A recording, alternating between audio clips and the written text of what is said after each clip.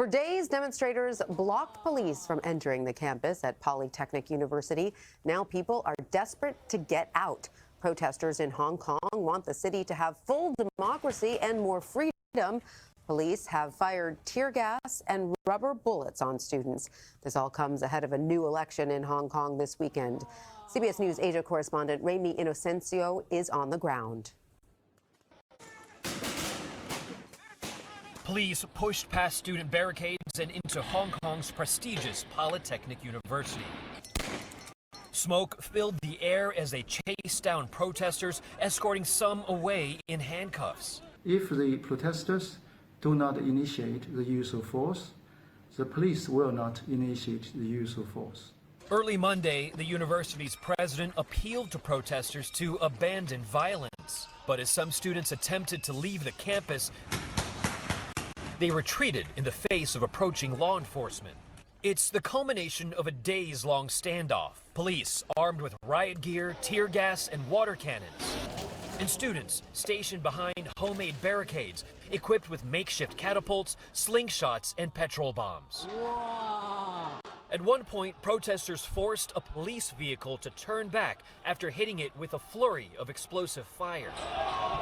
Some were even seen with bows and arrows, and photos show an arrow piercing an officer's leg.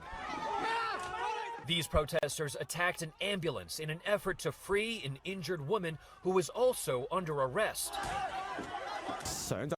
And this protester, identified only as Matthew, said, "I do want to leave, but I won't, because there are still a lot of people here, and it is not safe." Now, this standoff has been going on for more than 24 hours. More than 40 people have been arrested. This university, along with colleges across this territory, are closed tomorrow and possibly the rest of this week. Remy Inocencio, CBS News, Hong Kong. And for more on what is happening in Hong Kong, I want to bring in Gordon Chang. He's the author of the book, The Coming Collapse of China.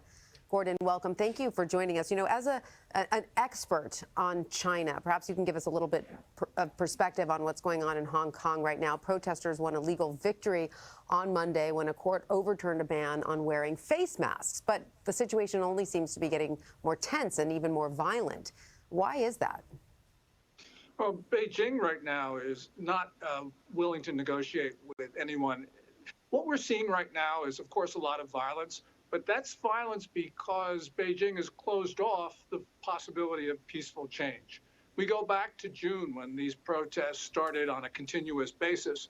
And essentially, Carrie Lam, the Hong Kong chief executive, the top political official in Hong Kong, was intransigent. And she was not because of her own desire, but because Beijing forced her to. So that's why we've been seeing these protests go on for more than 5 months. Every time that there is sort of a fatigue on the part of the people in Hong Kong, Beijing will do something to enrage them. And that's why these protests have gone on for so long. And there are local district council elections in Hong Kong set for this weekend. Why is this election significant? And would the government perhaps postpone them due to the unrest? And how will people respond to that? Yeah, the government a few hours ago imposed conditions for those elections going forward, and it looks like they will postpone, though no final decision has been communicated to the public. These are district council elections for Sunday. The district councils are not that important, but the reason why they've taken on significance this year is because democracy candidates are going to win if those elections go forward. And I don't think China wants that. So if these elections indeed are canceled, we'll probably see even more protests, going back to what I mentioned before, and that is every time the young protesters clad in black lose support, Beijing will do something, and postponing or canceling the district council elections will give them more fuel to the fire. You know, last month, President Trump said that he thought the Hong Kong situation would, quote, take care of itself. Clearly it hasn't. So does the U.S. have a responsibility to get involved in this situation? And if so, how? Well, actually, it's Britain has the responsibility to get involved because Britain was the former colonial master. And in the 1984 Sino-British Joint Declaration, China and Britain agreed about how Hong Kong would be governed for 50 years from 1997, when Britain handed over, as they say, Hong Kong to China. But the U.S. has many interests involved here. And one of them is that there's sanctions on China that we have. There are special exemptions for Hong Kong because we believe that Hong Kong is governed autonomously. Obviously, we've seen over the last 5 months, it is not. And so it's important for us to repeal those exemptions. Right today, the Senate is going to consider the Hong Kong Human Rights and Democracy Act of 2019, and that is supposed to subject these special exemptions for Hong Kong to annual review. And so I think that we need to have that in place in order to look at this on a year-by-year basis. And you say the UK has a responsibility here. What have they done so far other than criticize the way the Chinese government has been handling Hong Kong? They haven't really done anything beyond that, correct? You're absolutely correct about that. I mean, we've had a number of statements from Britain, but no action behind it. And that's why I think it's up to the United States to do more. President Trump has talked about this, especially at the UN General Assembly meeting in September and on a few other occasions. But we need to do more because obviously China's not listening.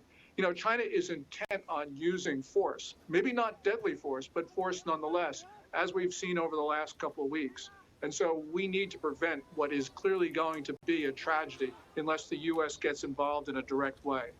All right. Now, while we are on the subject of China, which I could talk to you about all day, and unfortunately we don't have that much time, I want to ask you about the New York Times report that published over 400 pages of leaked Chinese government documents on the mass detention of Muslims. What stood out to you from this leaked intelligence? I mean, I think it clearly shows that there are some within the Chinese government who are uncomfortable with this policy, correct? Correct. I mean, the most important thing is perhaps that there are people in Beijing who don't want to this really horrible minority program of concentration camps and slow motion cultural genocide. And that's why these documents were released. The other thing that's noticeable about these is the direct involvement of Xi Jinping, the Chinese ruler, who actually started the ball rolling in terms of getting these concentration camps in place. That's very clear from his 4 speeches that are released in these documents and from other comments he's made. So the responsibility for what are crimes against humanity goes to the top of the Chinese political system. All right. Well, Gordon Chang, we thank you so much for sharing your expertise on this subject with us. Thank you so much.